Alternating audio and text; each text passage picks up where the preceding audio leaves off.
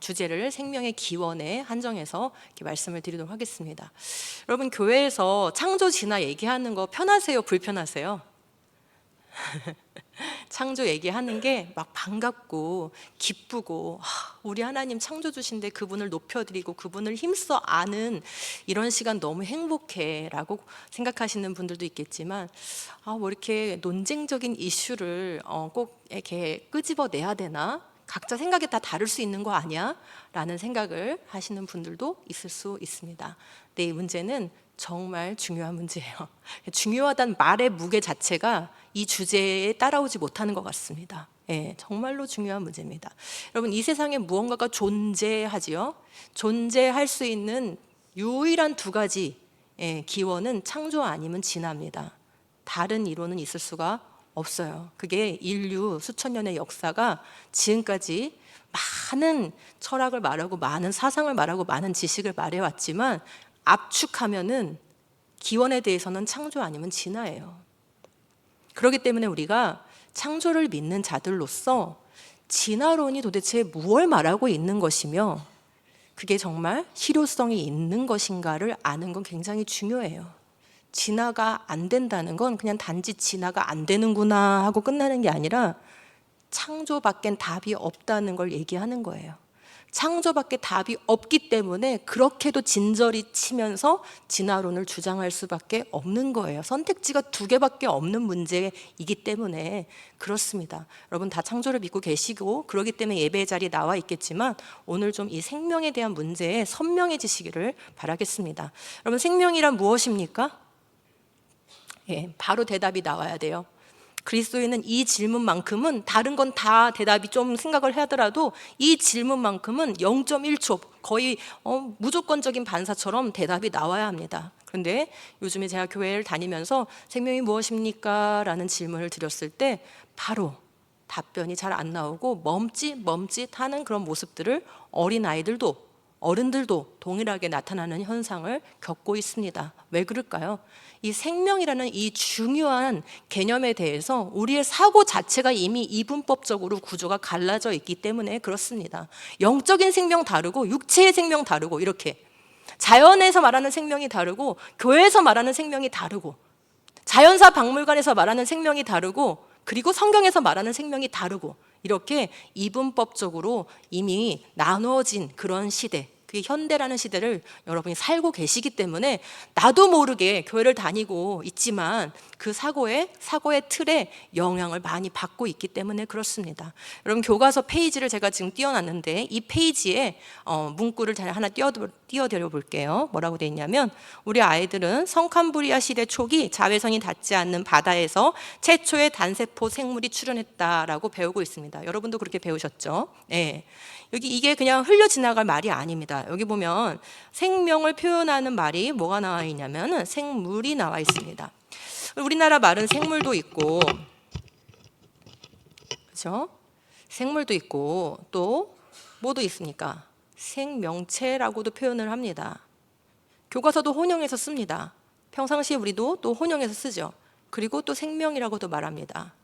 이 단어들이 다 다른 걸 지칭하는 단어인 것 같지만 사실 다 영어로 바꾸면 전부 다 라이프입니다.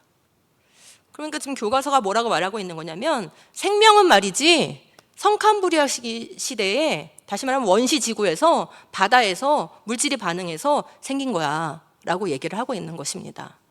이런 것들이 지속적으로 일부의 사람들이 아니라 전 국민에게 가르쳐지고 있고, 그 전 국민 중에는 내 자식이 포함되어 있는데도 불구하고 교회가 아무 일이라 하면 좀 너무 비약이 크고요, 제대로 대응하지 않았습니다. 1973년부터 진화론 교육이 진행되어 와서 지금 벌써 2024년입니다. 그러니 이 문제는 정말 굳을 대로 굳어있는 문제이고, 우리 스스로도 이게 그렇게 뭐가 중요한 문제야? 라는 그런 생각이 들 만큼 묻혀져 버린 그런 문제입니다. 그런데 생명이라는 단어를 여러분이 성경에서 제거한다고 한번 생각해 보십시오. 이게 묻혀질 만한 문제인가요? 여러분이 부르는 찬송에서 생명이라는 단어를 한번 다 빼보십시오. 이게 묻혀질 만한 문제인가요? 우리가 생명 주께 있네 라고 찬양을 부를 때 그 생명이 성캄브리아 초기에 바다에서 만들어진 그 생명입니까? 그죠? 혼용될 수 없고 같이 갈 수 없는 그런 개념이 지금 혼재되어 있는 그런 시대에 우리가 살고 있고, 이런 시대에 우리의 다음 세대를 키우고 있다면 우리도 적절한 대응을 해야 맞습니다. 대응을 하지 않는다는 건 믿음을 안 지켜도 상관이 없다, 성경을 지키지 않아도 상관이 없다라는 그것의 반증인 거예요. 종교개혁 시절에 누구나가 다 개혁자의 자리에 온 건 아닙니다. 그죠? 예, 오늘 이 시간 여러분은 어떤 위치에 있는지 한번 돌아보셨으면 좋겠습니다. 또 다른 페이지, 같은 학년의 또 다른 페이지. 지구에서는 다양한 물질 사이에 끊임없이 뭐가 일어났대요? 화학 반응으로 생명체가 됐다, 이렇게 얘기합니다. 그러니까 결국 우리의 교육은 우리에게 생명을 뭐라고 가르치고 있는 거냐면, 물질이 반응하면 생명이 만들어지는 거야. 그리고 물질이 반응해서 만들어진 그 생명으로부터 오랜 시간 동안 진화해서 수많은 동물들과 그리고 끝에 인간이 나온 거야. 결국 우리에게 주입되는 생명에 대한 의식은 뭡니까? 물질적인 것이다 라는 것이죠. 그래서 오늘날 제가 1년 동안 한 고등학교에서 창조를 가르칠 기회를 주셔서 좀 신기한 일이죠. 종교라는 시간을 허락해 주셔서 가르친 적이 있었어요. 그때 아이들에게 설문조사를, 가르치기 전에 설문조사를 했는데, 이름은 밝히지 않고 종교를 쓰게 했고, 밑에 여러 가지 질문 중에 4, 5세계, 내가 죽은 다음에 어떻게 될 거라고 생각하느냐라는 질문을 던진 적이 있었습니다. 제가 그 설문지를 수거하고 상당히 놀랐어요. 왜냐? 위에 분명히 종교에 기독교라고 체크를 했어요. 근데 밑에 4, 5세계를 묻는 질문에 뭐에다가 체크를 했냐면, 나는 죽은 후에 우주에 어떤 에너지 상태로 존재할 것이다. 여기다 체크를 한 아이들이 너무 많았어요. 기독교인인데 왜 그런 생각을 할 수밖에 없을까요? 우리의 존재가, 우리의 생명이 물질에서 왔다라는 교육을 끊임없이 받고 있기 때문에 다시 물질로 돌아가는 존재라는 것은 너무 자명한 것이죠. 그래서 어디에서 왔느냐의 문제는 어디로 가느냐의 문제와 결부되어 있어요. 그리고 우리가 존재하는 이 존재, 만물에 대한 주권을 누구에게 어디다가 두느냐와 관련이 있어요. 말하자면 킹십, 우리가 왕권을 누구에게 주고 사느냐에 관련이 있다, 이 말씀입니다. 그래서 이 생명의 기원에 대한 문제는 결코 작은 문제가 아니에요. 그런데 우리는 끊임없이 누구의 생각을 주입받고 있는 거냐면, 유치원 때부터 대학 교육을 받을 때까지 끊임없이 이 다윈의 아이디어를 교육받고 있습니다. 이 다윈은 사적인 편지에서 따뜻한 작은 연못에서 생명체가 발생했다라고 주장을 했고, 그 연못에서 물질이 반응해서 세포 하나를 만들고, 이 세포 하나가 오랜 시간 동안 변화하면서 다른 종류의 생물들을 이렇게 다양하게 만들어냈다라는 그 이론이 지금 150년 동안 주류 이론이 돼서 세상을 지배하고 있는 형국입니다. 자, 그러니 이제 우리가 좀 이 문제를 다각적으로 좀 접근하면서 우리 생각을 좀 정돈하고 또 성경적으로 결론을 잘 내려봐야 되겠습니다. 첫 번째로 큰 덩어리 3개 중에 첫 번째 덩어리는 좀 역사적 접근을 하도록 하겠습니다.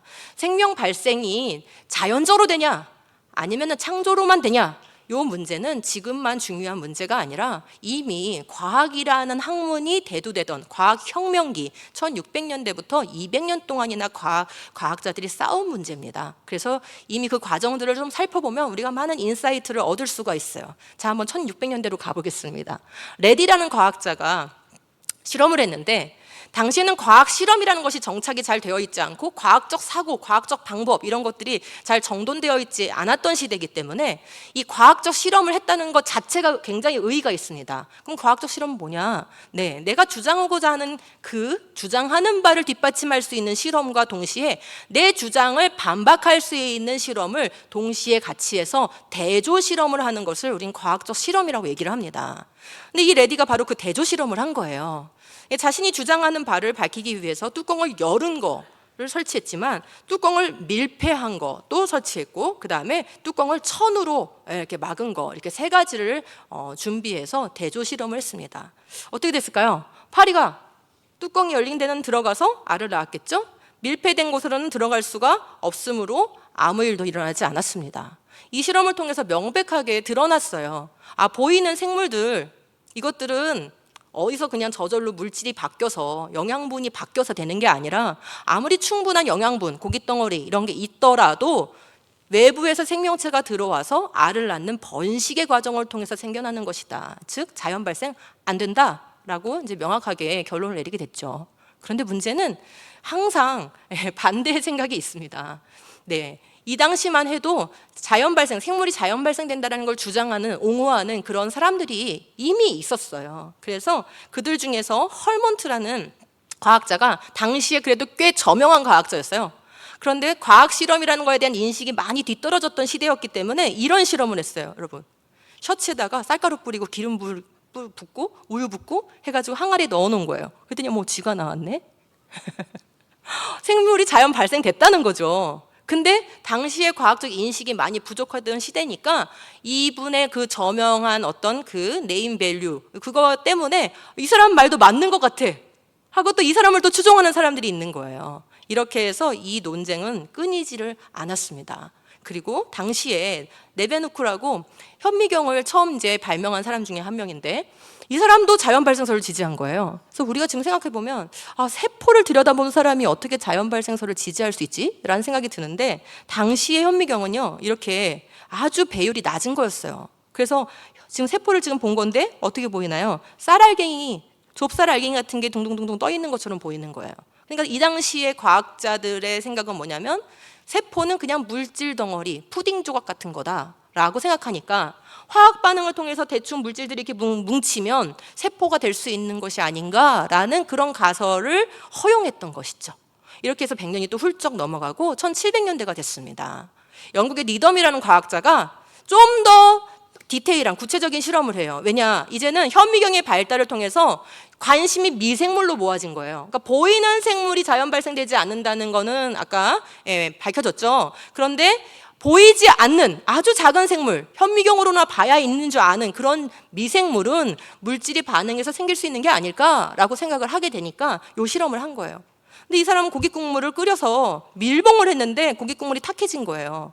그러니 이봐, 밀봉을 해도, 끓여놓고 밀봉을 해도 그 안에서 세균이 생겼잖아. 즉 세균 같은 미생물은 자연 발생할 수 있어 라고 주장을 하게 된 거죠. 근데 그때 스팔란짠이라는 과학자가 나타나서 아닌 것 같아. 니덤 선생님 잠깐만요. 선생님이 하신 연구를 제가 좀 살펴보니까 선생님이 하신 실험에 문제가 있어요. 너무 잠시 끓여서 제대로 멸균이 되지 않은 것 같아요.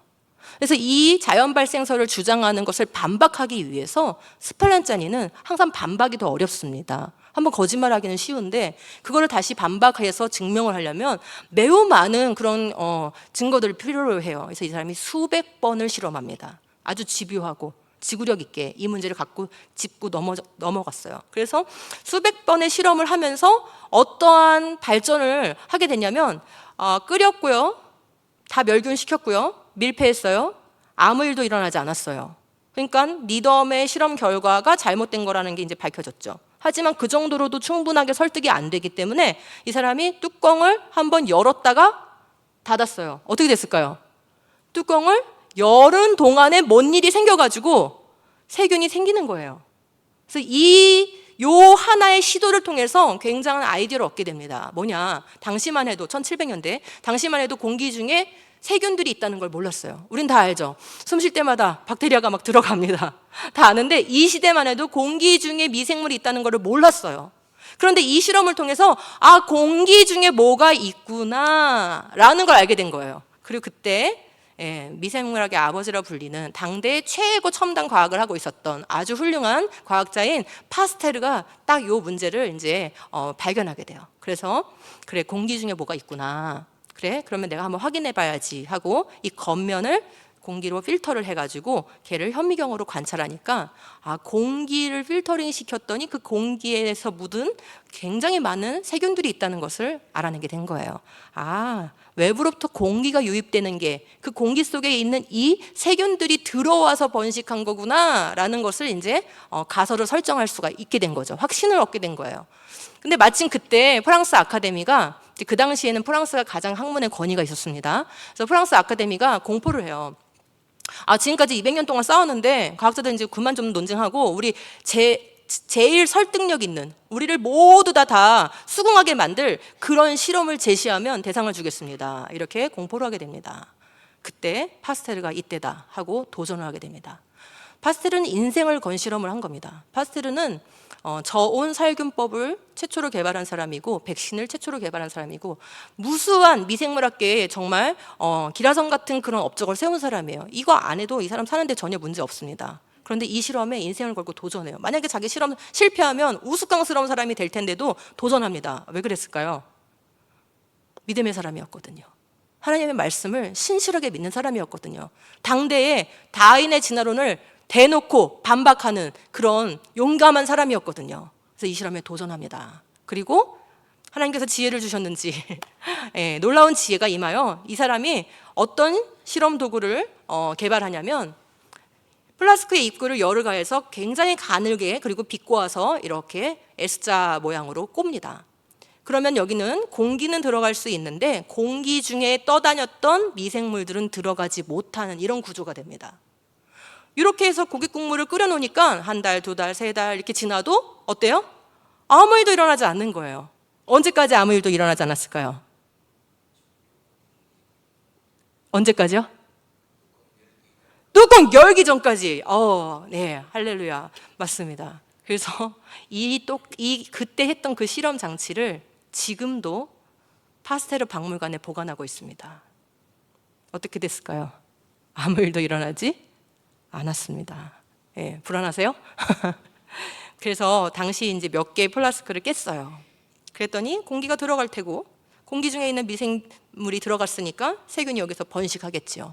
현미경으로 확인했습니다. 자, 이걸 통해서 명확하게 결론을 내릴 수 있었어요. 생명은 무생물에서 나오는 게 아니라 생명은 생명으로부터만 나온다. 한번 같이 해볼까요? 시작. 생명은 생명으로부터. 예, 생명은 생명으로부터만 나온다. 생물이 생물을 낳아서 번식하는 것이지 무생물이 생물을 만들어내는 것이 아니다. 그래서 생물 속성의 법칙을 확립하게 됩니다. 와, 여기까지 들으니까 다 끝난 문제 같은데 왜 진화론 배우고 있는 거죠? 이때부터 지금 120년이 흘렀어요. 140년이 흘렀어요. 왜 진화론 배우고 있는 거죠? 끝났는데 이 문제가. 그때 진화론자들이 저기요. 지금 당신이 실험한 건 현재 환경에서 실험한 거 아닙니까? 만약에 저기 오래전 지구에 원시 지구일 때 우리가 모르는 환경이 조성돼서 그 다른 조건에서 실험을 하면 혹시 압니까? 무생물이 생물로 나오는 반응이 일어날지? 이런 가설을 탐구할 수 있도록 이 가능성을 열어주십시오. 이게 안 된다고 아예 그냥 딱 문을 닫으면 그게 무슨 과학입니까? 열린 사고를 해야지. 어디서 많이 들어보시지 않으세요? 이런 얘기 많이 합니다. 비진리를 주장하는 사람들이 이런 프레임을 잘 사용합니다. 하여간 그렇게 해서 진화론 과학자들의 이런 요구가 받아들여지면서 은근슬쩍 이렇게 같이 진화론이 병행되게 된 거예요. 그러다가 이게 곧 유럽에서는 곧 교과서에 들어가게 됩니다. 그러니까 유럽은 1800년대 후반부터 벌써 진화론을 배웠어요, 학교에서. 그러니 어떻게 됐을까요? 요 내용이 들어가니까 원시 지구에서는 무생물에서 생물이 생겨났을지도 몰라 라는 처음엔 가설이었는데 가르치다 보니까 그게 상식이 되고 지식이 되고 더 가르치다 보니까 신념이 됐어요. 그러니까 지금 제가 아까 처음에 보여드린 그 교과서는 어떻게 말하고 있어요? 찌도 몰라가 아니라 어떻게 되어 있습니까? 성캄브리아기 바다에서 최초의 생명체가 출현했다라고 써 있잖아요. 옆에서 지켜본 것처럼 역사적 사실로 기술하고 있잖아요. 밝혀졌습니까? 아닙니다. 그래서 이렇게 벌써 너무나 긴 시간 동안 이 문제가 집요하게 여기까지 끌려왔기 때문에 그런데요, 예수님 오실 때까지 이 문제는 안 끝납니다. 우리가 뭐 정권을 잡고 예를 들어서 기독교인 대통령을 세우고 기독교인 교육부 장관을 세운다고 해결되는 문제가 아닙니다. 예수님 오실 때까지 창조 진화 문제는 끝나지 않을 거예요, 이 싸움은. 그래서 교회가 무장이 되어야 해요. 교회가 바른 지식과 바른 진리로 무장되어 있어야 됩니다. 그래서 좀 오늘날의 과학 지식과 함께 더불어서 이 문제를 좀 더 깊이 한번 들어가 보도록 하겠습니다. 세포 그리고 단백질 이 내용들을 가지고 말씀드려 볼게요. 자, 과학책 같은 화면이 나왔는데요. 네, 이 안에를 우리가 핵이라고 하죠. 핵 안에는 뭐가 들어있냐면 바로 DNA라는 유전 정보가 들어 있습니다. 그 다음에 핵 바깥은 우리가 뭐라 하냐면은 세포질이라고 부르는데 이 세포질이 배경에 많은 것들이 떠 있는데, 그쵸? 막 복잡한 게 떠 있죠. 이 복잡한 것들이 전부 다 분자로 만들어진, 생명체를 만드는 그런 분자로 만들어진 기계들이에요. 다 뭔가 하나하나 중요한 기능들 때문에 있는 것입니다. 이렇게 이제 구성되어 있고, 특별히 이제 그 중에서 리보솜이라는 이제 요 기계, 요거를 좀 이따 말씀드릴게요. 자, 이 핵 안에 뭐가 들어있다고요? DNA, 유전 정보가 들어 있습니다. 근데 1950년대부터 이제 시대가 좀 많이 왔어요. 1950년대부터 이 DNA 구조를 밝혀냈고요. 이 DNA가 도대체 어떠한 구조를 가지고 있고 어떤 기능을 하는지 이런 것들을 이제 밝혀내기 시작했는데, 여기서 이제 초점을 맞춰야 될 부분이 요 사다리 같은 부분이에요. 여기 이렇게 뭔가 탁탁탁탁 배열되어 있죠. 발판처럼. 요게 쭈루루루루루루루 연결돼 가지고요. 인간에게는 세포 하나에 31억 쌍이 들어 있습니다. 네, 굉장히 길죠? 근데 그 쭈루루루루 연결된 요걸 뭐라 하냐? 염기라고 얘기합니다. 그래서 염기 서열 이런 말 들어보셨을 거고요. 또 뭐 친자 확인 같은 거 할 때 염기를 분석한다 이런 말 들어보셨을 겁니다. 바로 요거예요. 그럼 여기에 뭐가 들어 있는 거냐? 우리 생명체에 대한 모든 정보가 들어 있는 겁니다. 컴퓨터는 정보를 뭘로 저장합니까? 0과 1로 저장하죠. 예, 이 두 글자로 바꿔서 저장합니다. 제가 생명체라는 글씨를 써도 이 글씨가 저장되는 게 아니라 0과 1로 바꿔서 저장하는데, 이걸 우리가 코딩한다 이렇게 얘기하는 겁니다. 그러면 우리 생명체 정보는 뭘로 지금 저장된다는 거예요? 4개의 글자로 저장된다는 거예요. 4개의 분자 A, T, C, G, 이 4개의 분자로 코딩돼 가지고 저장이 된다는 거예요. 어마어마하게 복잡한 시스템이죠. 0과 1로 저장하는 것도 그렇게 엄청난데, 컴퓨터가 이건 4개로 코딩이 되는 거니까 훨씬 더 복잡한 정교한 시스템이에요. 자, 그러면 이 ATCG가 쭈르륵 배열돼서 생명체의 정보를 저장하고 있는데, 이 정보가 복제가 되잖아요. DNA 복제 이런 말 들어보셨죠? 그럼 복제될 때의 원리가 있는데 어떻게 되냐면, A라는 이 분자는 T라는 분자하고만 결합을 하고 C라는 분자는 G라는 분자하고만 결합을 해요. 요게 복제의 원리입니다. DNA 복제의 원리. 금방 아시겠죠? 자, 그러면 밑에 줄에서 복제의 원리대로 안 된 게 있다, 틀렸다라는 거 한번 골라보시겠어요? 와, 빠르시다. 아, 네, 좋습니다. 역시. 자, A가 와야 될 자리에 G가 와버렸죠? 이런 거를 우리가 DNA 염기가 미스매치 됐다, 잘못 결합됐다라고 표현하고, 그러면 한번 생각해 볼게요. 한 번만 더 생각해 볼게요. A가 T로 결합됐다니까 이 T가 다시 복제될 때는 뭘로 결합될까요? A가 나오겠죠. 어려우세요? 2부에선 잘 이해를 하시던데. 그다음에 C는 G로 복제가 되니까 이 G가 다시 한번 복제할 때는 뭘로 결합할까요? 그렇죠. 네, 맞습니다. 그러니까 이렇게 돼야 되는데, 요게 원래는 A가 와서 T로 복제가 돼야 되는데 G가 왔기 때문에 다음에 복제될 때는 C로 복제될 거 아닙니까? 이렇게 되면 돌연변이가 되는 거예요. 네. 자, 그러면 지금 이 상황에서 우리의 세포의 정보 시스템은 원리가 뭐다? 기존의 정보를 그대로 복사해내서 그 정보를 그대로 보존하는 시스템이다라는 것을 알 수 있어요. 그런데 가끔 실수가 나타나가지고 마치 우리가 타이핑하다가 오타가 나듯이 오타가 나타나서 잘못된 염기가 오면은 돌연변이가 일어나고, 이 돌연변이가 무제한적으로 제어되지 않는 걸 우리 암이라고 얘기하는 거예요. 예, 질병이 발생합니다. 자, 그럼 돌연변이는 기존의 유전 정보를 더 발전시키는 방법입니까? 기존 정보를 훼손시키는 방법입니까? 기존 정보를 훼손시키는 방법이라는 것을 알 수 있어요. 자, 그럼 이렇게 정보가 미스매치 되면은 큰일 나요. 왜요? 자, 이 정보가 그냥 있는 게 아니거든요. 이 정보는 단백질을 생산하는 정보예요. 그럼 단백질을 생산하기 위해서 우리 몸에 있는 모든, 이게 부품이라고 했을 때 10만 가지 부품인데, 이 10만 가지 단백질이 제대로 만들어져야지 우리 몸의 생명 현상이 계속 일어나는 거예요. 자, 그럼 헤모글로빈을 한번 만들어 보겠습니다. 헤모글로빈 정보가 쫙 펼쳐지고 복제가 됩니다. 복제된 정보가 핵에서부터 바깥으로 나와요. 자, 핵 바깥은 뭐라 부른다 했죠? 세포질. 이 세포질에 아까 한 가지 제가 말씀드렸어요. 리보솜. 이 리보솜이라는 공장으로 가요, 이 정보가. 지금 보이지 않는 세포 속 안에서 이런 일이 일어나고 있는 거예요. 그럼 가면은 그 공장에서 이 정보를 해독을 해요. 어떻게 해독하냐? DNA 이 염기 세 글자당 아미노산 하나를 불러옵니다. 이렇게 해서 우리 몸에 필요한 단백질을 만들려면 수백 개가 정교하게 이 순서 단 하나도 틀리지 않게 결합이 돼야 돼요. 근데 결합이 되면 이렇게 기다란 사슬 모양인데 이 체인 형태로 쓰이는 게 아니라 다시 한번 이게 가공되는데 3D 모양으로 이게 접힙니다. 근데 이 접히는 모양 자체가 모든 단백질이 다 달라요. 그래서 생명공학의 과학자들에게 큰 문제 중에 하나가 뭐냐면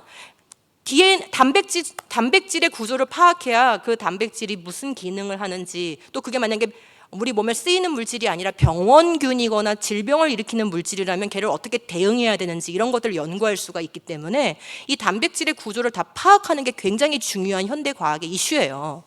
그런데 수십 년 동안 연구를 했는데 과학자들이 뭐 수천 명 동원됐겠죠. 그런데 수십 년 동안 연구했는데 이 구조가 너무너무 복잡해가지고 파악하는데 최대로 한 게 한 10만 개 정도 한 거예요.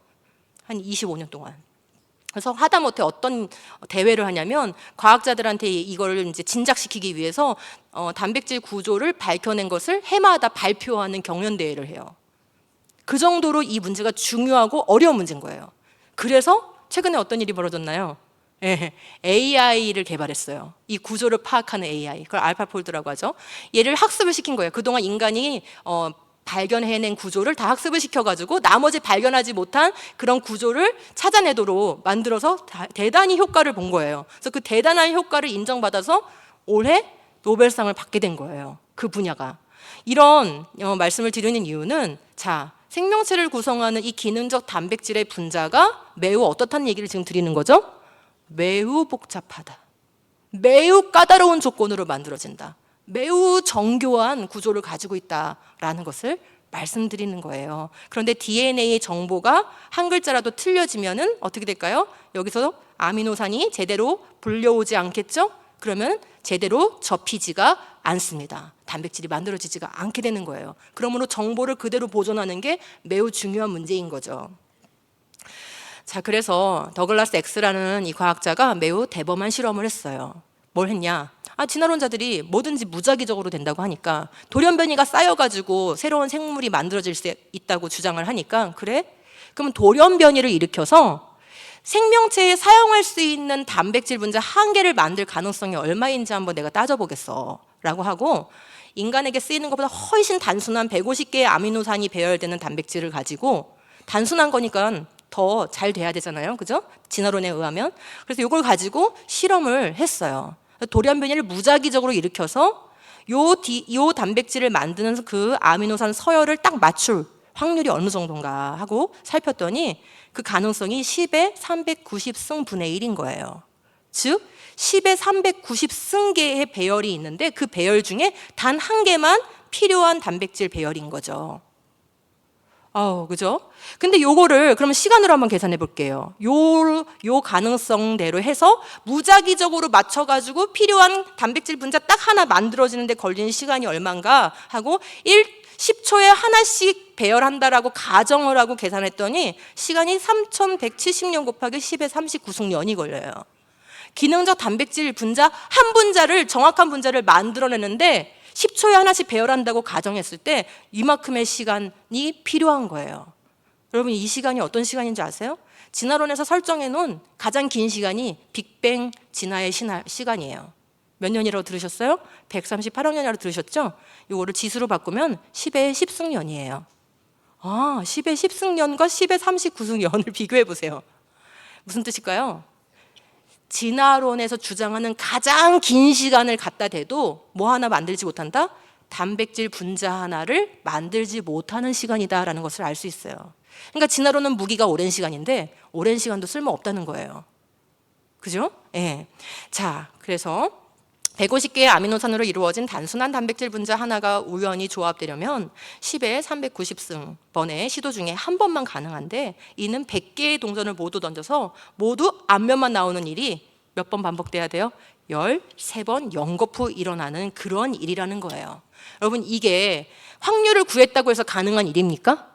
이런 일은 우주에서 일어날 수 없는 확률인 거예요.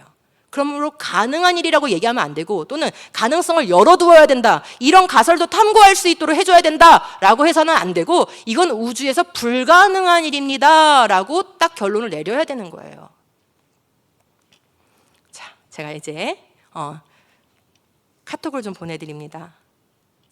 제가 보낸 메시지를 좀 읽어주세요. 네, 다 보냈습니다. 뭐라고 써있나요? 네, 아무리 이거 지켜봐도 안 나옵니다, 답이. 제가 오랜 시간을 들여도 답은 안 나옵니다. 이 오랜 시간을 들여도 안 된다는 거, 꼭 기억해 보세요. 오랜 시간이 주어져도 안 되는 일이 있어요. 여러분, 수없이 반복해도 안 되는 일이 있어요.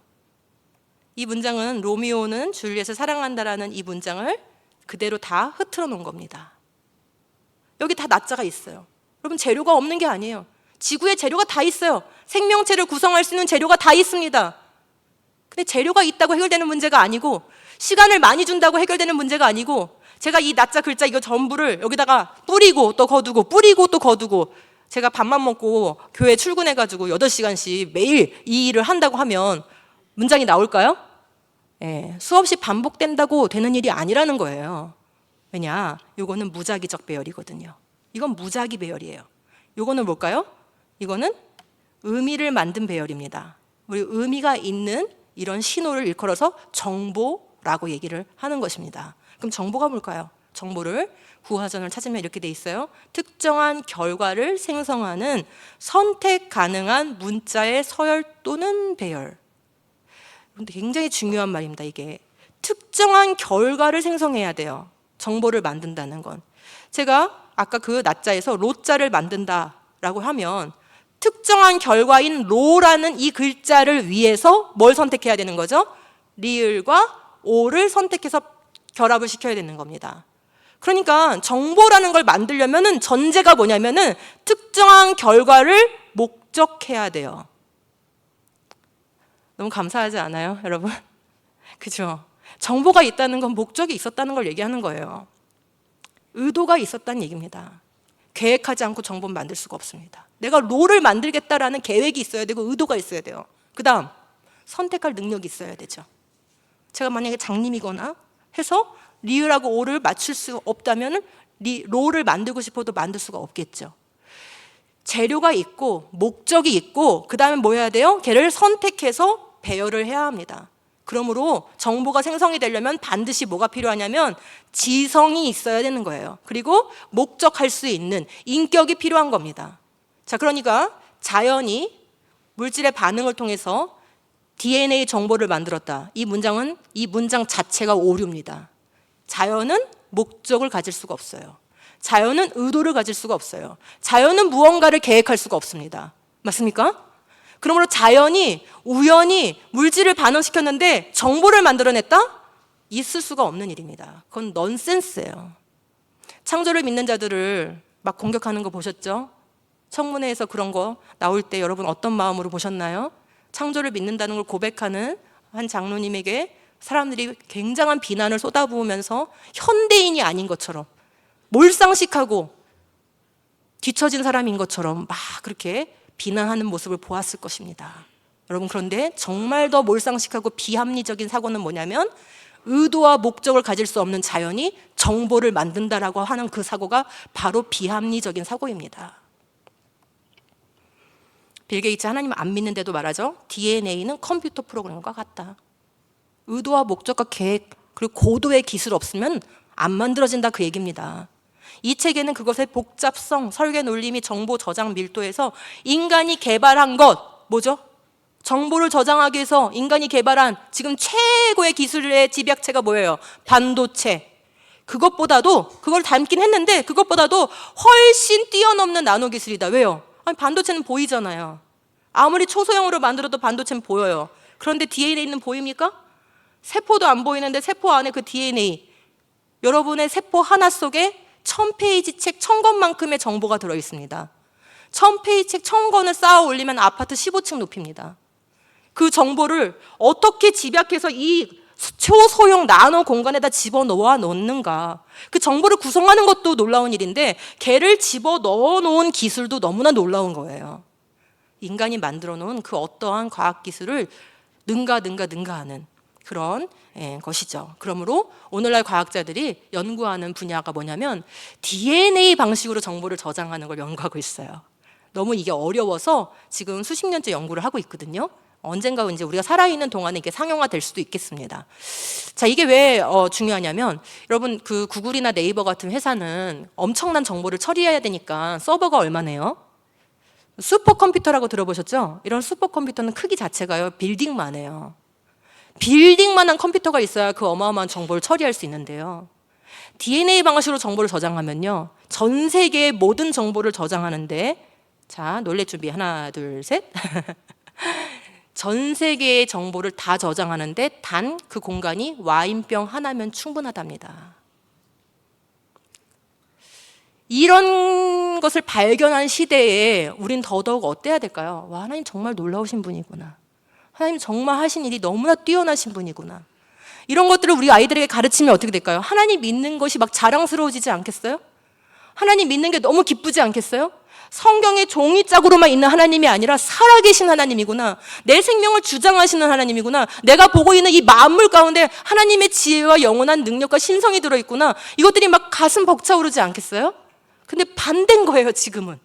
이 놀라운 것들을 접하고 있는 시대에 눈을 완전히 가려가지고, 진화로 가려가지고 하나님이 하신 일을 못 보게 만들고 있는 그런 안타까운 상황이다라는 것입니다. 다양한 화학 진화 이론에서 많은 결함이 있다는 거예요. 근데 그 중에서 가장 큰 결함은 뭐냐? 유전 정보의 기원을 설명할 능력이 없다는 거죠. 왜요? 자연은 의도와 계획과 목적을 가질 수 없고, 그렇게 정교한 것들을 선택해서 배열할 능력이 없기 때문입니다. 이 딘 캐년이라는 과학자는 본인 스스로가 화학 진화 이론을 주장한 거예요. 70년대, 80년대, 90년대 이렇게 자기가 과학자로 살면서 화학 진화 이론을 선두적으로 그 역할을 했던 사람이에요. 그런데 과학이 발달하고 DNA의 체계를 보게 되고 그 역할들을 보게 되고 단백질의 구조를 보게 되고, 와, 생명공학이 발달하면서 이 사람이 이제 깨달은 거죠. 아, 이거는 물질의 우연한 반응으로는 절대 이런 복잡성은 안 만들어져. 이런 정보는 안 만들어져. 거기에 승복하게 됐어요. 그래서 자신의 이론에 근본적인 결함이 있다라는 걸 인정하게 됐고, 지금은 반대로 창조를 전하는 과학자로 바뀌었습니다. 화학 진화 이론은 스스로 포기하게 만들어요. 무엇이요? 발달된 과학이요. 그러니까 우린 거꾸로 알고 있는 거예요. 과학이 발달하면 진화가 과학이란 이름을 뒤집어 쓰고 있기 때문에 성경이 부정된다고 생각하는 거예요. 아니요. 오히려 참된 과학적 사실은 성경이 옳다. 창조 없이는 설명할 수 없다. 누군가의 목적과 의도와 설계 없이는 있을 수가 없다라는 것을 보여준다는 것을 알 수 있습니다. 이제 마지막으로 우리가 그러면 생명 이 문제를 성경적으로 한번 정돈을 해보도록 하겠습니다. 여러분, 우리 아이들이 생물이 이렇게 다양한 이유를 어떻게 배우고 있는 줄 아세요? 정보가 흘러간대요. 우리가 보는 이 생물들 다양하죠? 수백만 종이 있다고 합니다. 근데 아이들은 DNA를 다 배운 다음에, 지금 제가 여러분에게 DNA에 대한 짧은 수업을 했다고 한번 가정을 하시고요. 이런 내용을 배운 다음에 어떠한 결론을 짓느냐가 굉장히 중요하겠죠. DNA 구조가 그렇고 기능이 그렇다는 건 과학적 사실이니까 그거는 객관적인 거고, 거기는 무슨 가치관이나 세계관이 들어가지 않는 거예요. 그런데 그거를 어떤 가치관과 어떤 세계관으로 결론을 맺어주느냐는 굉장히 중요하겠죠.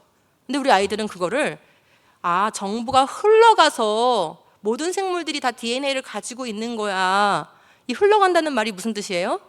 단 하나의 세포로부터 계속 그 정보, 최초의 성캄브리아기 바다에서 만들어졌던 그 최초의 생명체, 그 세포가 가지고 있던 DNA가 다른 동물에게 흘러가서 이렇게 수백만 종들의 생물들이 나오게 된 거야 라는 진화로 결론을 맺어주고 있는 거예요. 이게 우리 교과서예요, 지금. 이런 생각들을 끊임없이 주입받고 있기 때문에 아이들은 이 놀라운 경이로운 하나님이 창조하신 이 놀라운 일들을 배우고서도 창조가 아닌 진화를 옹호하는 사고 틀로 자라게 되는 것입니다. 우리도 적지 않게 많이 영향을 받고 있어요. 이 교과서의 논리대로 하자면은 유전 정보가 이렇게 첫 번째 세포로부터 계속 다른 생명체계로 흘러갔다는 얘기죠. 여러분이 생각하고 계신 것과 여러분이 경험하고 계신 것과 이거 일치합니까? 콩의 정보가 파세계로 흘러갑니까? 개나리의 정보가 장미에게로 흘러갑니까? 고등어의 정보가 상어에게로 흘러갑니까? 대답 좀 해주세요. 아니죠. 이거는 반복적인 경험이 아닌지 우리 다 알아요. 아닌지 다 아는데 지나 틀렸어 그러면 돌 맞는 시대인 거예요. 임금님 기는 당나귀 같은 그런 거예요. 여러분 제가 이거를 이렇게 말씀드려 볼까요? 여기도 반도체 있어요. 여기도 반도체 있어요. 여기도 반도체 있어요. 여기도 반도체 있어요. 다 정보 저장 방식이 다 똑같은 걸 보니까 하나의 기계로부터 전부 다 오랜 시간 동안 진화해 온 거지요? 라고 말하는 거랑 똑같은 거예요. 아이들이 이렇게 저급한 논리로 지금 교육을 받고 있는 거예요. 말이 안 되는 것이죠. 오히려 그렇게 정보 저장 장치가 그렇게 정교해? 그렇게 복잡해? 놀라운 정보가 생명체 안에 들어있어? 그렇다면 인간이 이렇게 만들어야 되듯이 그것도 누군가 만들었어야 되겠네 라고 생각하는 게 오히려 합리적이고 타당하지 않겠어요? 그렇죠? 과학적 사실은 진화론과 일치하지 않습니다. 이제는 DNA를 다 분석하는 시대가 됐기 때문에 명명백백하게 밝힐 수 있어요. 여러분 진화가 맞으면 DNA 양은 연속적이어야 돼요. 그렇기 때문에 흘러간다는 표현을 하는 거예요. 여기서 이 생물에게로 여기서 저 생물에게로 흘러가면서 DNA 양이 점점 증가하는 연속적 패턴이 있어야 됩니다. 근데 우리가 분석한 건 그렇지 않아요. 사람 31억 쌍, 생쥐 27억 쌍, 보고 3,800쌍, 대장균 460만 쌍, 아메바 읽어보세요. 6,700억 쌍. 여러분 이거 오타 아니에요. 6,700억 쌍. 인간보다 많네요. 아니, 단순하다면서요. 단세포 생물은 단순하다면서요. 복잡한 걸로 점점 진화해 왔다면서요. 그리고 만약에 진화가 맞으면요. 보고가 3,800만 쌍이라고 했을 때 얘가 계속 진화 중이어야 되면은 또 진화해 왔다면은 3,801만 쌍, 3,802만 쌍, 3,803만 쌍 이런 식으로 연속적으로 DNA 뒷자리 숫자가 계속 다 달라야 됩니다. 그죠? 그런 패턴이 있어야 돼요. 변화해온 어떤 변화 중인 것들이 있어야 돼요. 근데 그런 거 없습니다. 우리가 자식을 낳으면은 우리의 자식은 31억 쌍이에요. 보고가 새끼를 낳으면은 3,800만 쌍인 거예요. 대장균이 번식을 하면은 그 번식된 대장균도 460만 쌍인 거예요. 무슨 얘기입니까?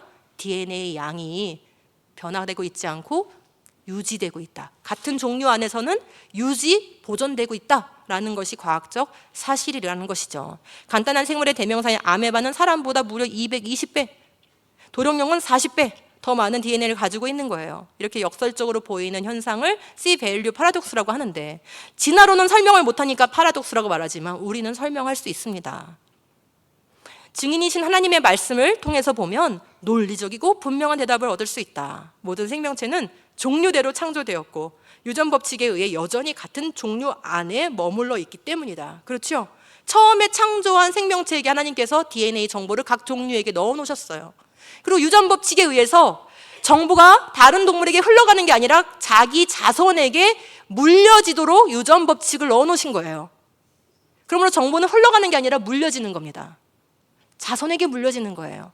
그렇기 때문에 그 DNA 양이 종류 안에서 그대로 유지가 되고 있다는 것이죠. 어때요? 성경 말씀과 우리가 지금 최근에 알게 된 과학 지식이 충돌합니까? 아니면 성경을 지지합니까? 성경을 지지한다는 것을 알 수 있습니다. 하나님은 강조해서 말씀하셨어요. 다섯째 날 물에 사는 생물, 하늘에 나는 생물 지으셨다. 여섯째 날 땅에 사는 생물들을 뭐대로 지으셨다? 종류대로 지으셨다. 종류대로를요. 창세기 1장 한 장에 10번 말씀하십니다. 중요하다는 말씀이에요. 종류 안 바뀐다는 얘기예요. 이 종류라는 이 단어의 히브리어적인 어원 자체가 경계라는 뜻입니다. 경계. 이 경계를 넘어가지 못한다는 거예요. 개나리의 경계 못 넘어간다. 장미의 경계 못 넘어간다. 고양이의 경계 못 넘어간다. 그런데 경계 안에서는 다양하다는 거죠. 닭 경계는 못 넘어가는데 닭 안에서는 다양할 수 있다는 거예요. 그게 유전 법칙이에요. 자손을 낳으면 다양한 자손이 나올 수 있게 만들어 놓으셨어요. 그렇다고 해서 정보가 증가하냐? 아니요. 정보는 부모의 정보량 그대로 자손에게 물려지기 때문에 정보량이 증가하지 않는 거예요. 정보량이 증가하지 않는다는 건 진화가 안 된다라는 얘기인 겁니다. 자, 그럼 왜 다양할까요? 어떻게 이렇게 다양한 하나의 조상에서 어떻게 이렇게 다양한 후손들이 나올 수 있는 걸까요? 제가 설사 100명의 자식을 낳는다 하더라도 다 다르겠죠? 그럼 그 100명의 자식이 환경에 적응하다 보니까 서로 달라진 겁니까? 아니면 날 때부터 다릅니까? 날 때부터. 왜요? 이미 날 때부터 뭘 내장하고 왔어요? 각자 다른 DNA 정보를 내장하고 왔어요. 아니, 똑같은 부모한테서 낳는데요? 예, 맞습니다. 부모로부터 DNA를 그대로 받는 게 아니라 그 양을 그대로 받지만 양은 그대로인데 정보의 배열이 바뀝니다. 이게 하나님의 놀라운 섭리예요. 양은 그대로 유지가 돼서 종류는 유지되는데 그 안에 배열이 무작위적으로 바뀌어서 배열의 세트가 달라진 정보가 자손에게 옵니다. 근데 이 배열이 바뀌는 이 재조합의 가능성이 무한대의 가능성을 갖고 있어요.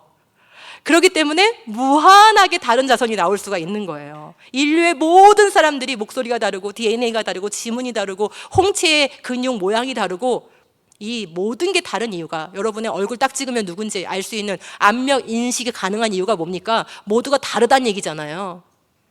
그 얘기는 하나님이 거기 안에 재조합의 원리를 넣어 놓으셨기 때문인 거예요. 말씀이 우리가 살고 있는 삶에서 보이기를 바랍니다. 그냥 써 있는 말씀, 옛날 옛적에 써주신 말씀 아니고 오늘도 살아있고 변함없는 말씀으로 우리가 사는 경험하는 세상에서 보이기를 바라고, 보일 뿐만 아니라 그것을 교육할 수 있기를 바랍니다. 우리는 어떻게 생명체가 되었습니까? 명백합니다. 뭐 지저분한 거 없어요. 고민할 것도 없습니다. 어떤 사람들은 그래요.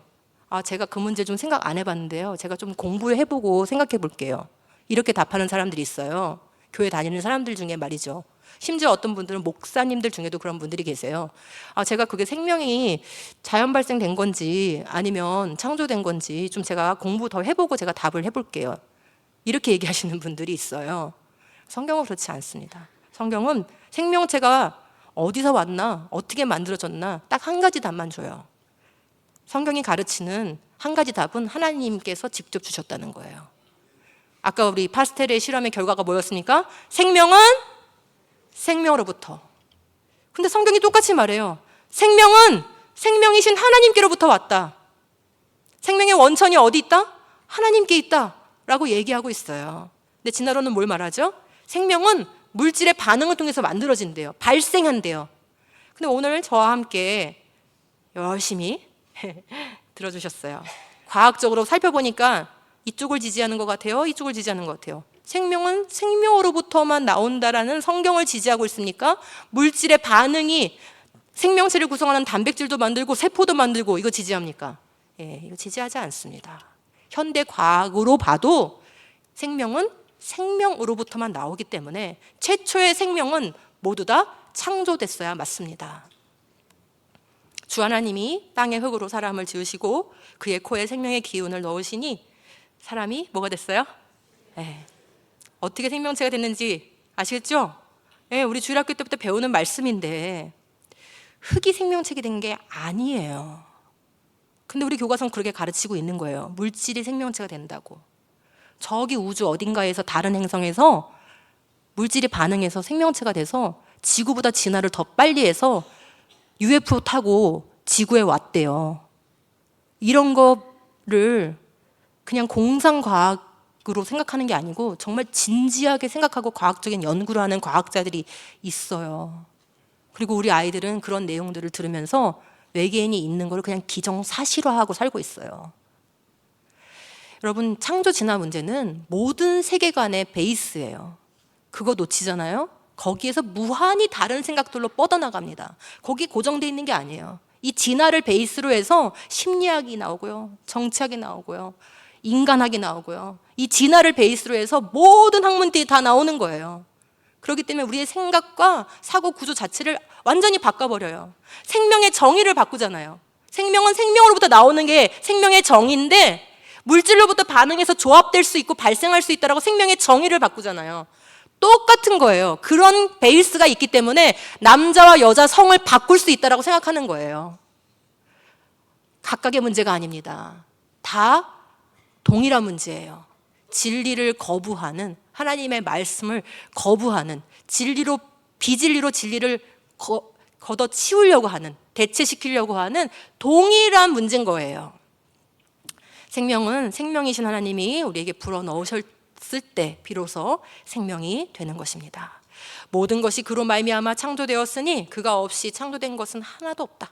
창조된 것은 그에게서 생명을 얻었으니 그 생명은 사람의 빛이었다. 우리가 오늘 읽은 본문 말씀입니다. 여기서 그가 누구실까요? 그는 누구실까요? 요한복음 1장, 그죠? 우리가 예수님을 소개할 때 가장 사랑하는 본문 아닙니까? 태초에 말씀이 계셨다. 그 말씀은 하나님과 함께 계셨다. 그 말씀이 바로 예수님인데 바로 그로 말미암아 창조됐다는 거예요. 모든 것이. 그가 없이는 창조된 것이 하나도 없다는 거예요. 더 나아가서 생명을 그가 주셨다는 거예요. 생명은 뭡니까? 제가 첫 번째 질문 드렸어요. 생명은 무엇입니까? 0.1초 만에 나와야 되는 대답 뭔 것 같으세요, 이제? 예. 생명은 바로 그예요. 그에게서 생명을 얻는 거예요. 예수님이에요. 예수님이 우리에게 생명을 주시는 거예요. 생명은 생명으로부터만 나오는 거예요. 무생물에서 생명이 나올 수가 없는 거예요. 같이 읽겠습니다. 시작. 아들이 있는 자에게는 생명이 있고 하나님의 아들이 없는 자에게는 생명이 없느니라. 아멘. 성경에서 가장 명확하게 생명에 대해서 규정한 말씀입니다. 아들이 있으면 생명이 있는 거예요. 아들이 지으시면 생명이 있는 거예요. 아들이 생명 주시면 생명이 있는 거예요. 근데 아들이 생명 주시지 않으면 생명 없는 거예요. 아들이 그 안에 함께 있지 않으면 생명 없는 거예요. 그래서 우리가 죄 가운데 있을 땐 뭐 한 거예요? 죽었던 거예요. 생명이 없었던 거예요. 예수님이 우리 안에 오셨을 때 비로소 우리가 다시 생명으로 회복된 거예요. 우린 그걸 뭐라고 부릅니까? 그걸 구원이라고 부릅니다. 생명이 자연 발생될 수 있으면, 생명이 어디서든지 물질로부터 나올 수 있으면 우리가 왜 구원이 필요합니까? 생명은 생명의 주인이신 예수님만이 주실 수 있기 때문에 우리가 예수님만을 생명의 구주로 고백하는 겁니다. 생명의 주인만이, 생명의 창조자만이 생명의 구원자일 수 있는 거예요. 그걸 믿는 게 복음입니다. 복음을 정말로 경험하고 산다면 이 생명의 문제에 대해서도 우리가 살아있어야 돼요. 다른 생명관이, 다른 생명 개념이 들어올 수 없도록 우리가 막아서고 또 철저하게 지켜내고 그리고 우리 다음 세대를 교육해야 하는 것입니다. 오늘 나눈 내용 한번 정리하겠습니다. 1번, 생명은 생명으로부터만 나온다. 이거는 성경이 가르치는 말씀이고 동시에 과학으로도 확인되는 과학적 사실이다. 충돌하지 않는다. 오히려 지지한다. 라는 것을 말씀드렸습니다. 2번, 단순한 생물로부터 복잡한 생물로 DNA 양의 연속적인 어떤 변화, 이게 있어야지 진화가 맞는 건데 그런 경향을 가지고 있지 않다라는 것을 데이터로 우리가 확인할 수 있었습니다. 3번, 같은 종의 생물은 모두 같은 DNA 양을 갖습니다. 그 얘기 뭡니까? 첫 종류에게 첫 고등어, 첫 코끼리, 첫 기린, 그죠? 그 첫 번째 생물에게 주셨던 그 DNA가 어떻게 됐다는 거예요? 그 종류 안에서 자손에게 물려져서 지켜졌다는 얘기입니다. 유전 법칙에 의해 지금도 각 생물은 종류 안에서 다양하게 번식하며 종류대로 보존하고 있습니다. 하나님께서는 처음부터 교배의 한계인 종류대로 창조하셨다. 이 말씀을 오늘날의 과학의 입장에서 봐도 이 말씀을 지지하지, 위배하지 않는다는 겁니다. 즉, 지난 150년, 60년 동안 진화론이 세상을 덮고 지배하는 것 같지만 세상은 진리가 지배합니다. 세상은 하나님이 지배하시는 겁니다. 그 주권을 우리가 인정하냐 안 하냐 우리의 믿음의 반응에 문제가 있는 거예요. 아무리 부패한 그런 시대에도 루터 같은 사람, 칼빈 같은 사람이 있었기 때문에 종교개혁이 일어났고 그 혜택을 우리가 보듯이 우리가 믿음의 반응을 보인다면 그 혜택을 우리 다음 세대가 보게 될 것입니다.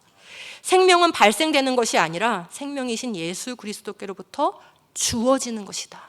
그분께로 생명을 받지 않으면 우리는 살아있으나 죽은 것과 같고 영원히 죽게 될 것이다 라는 것을 우리가 기억을 해야 되겠습니다. 이런 사실들을 우리가 기억한다면 우리 자녀들 또 우리 가족들, 우리 이웃들에게 예수 그리스도의 복음, 생명을 전하는 일이 얼마나 중요한가 이런 것들을 더 느끼실 수 있으실 것 같습니다. 같이 읽고 마치겠습니다.